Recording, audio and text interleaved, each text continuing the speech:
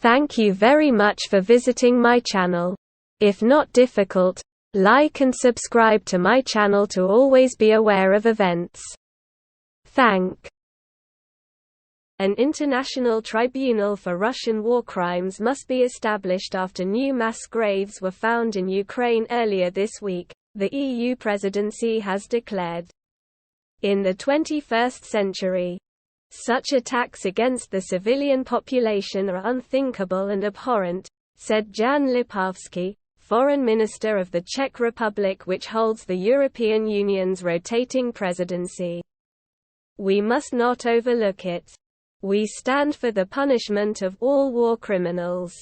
I call for the speedy establishment of a special international tribunal that will prosecute the crime of aggression, he announced. The appeal follows the discovery of around 450 graves outside the recently liberated city of Izium in Ukraine's eastern Kharkiv region.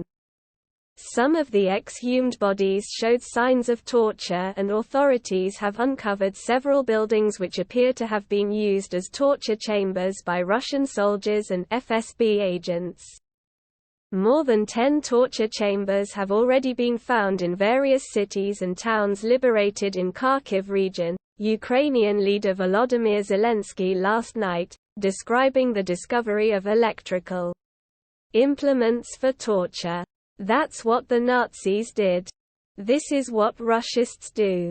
And they will be held accountable in the same way, both on the battlefield and in courtrooms, he promised.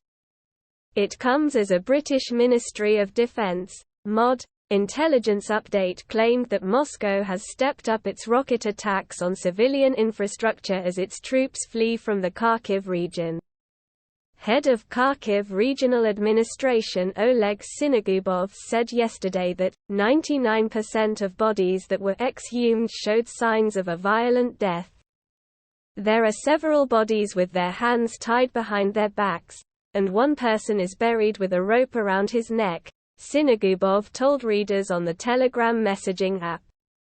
The Ukrainian Parliament's Human Rights Commissioner, Dmytro Lubinets, said there were probably more than 1,000 Ukrainian citizens tortured and killed in the liberated territories of the Kharkiv region, though this number has not yet been verified.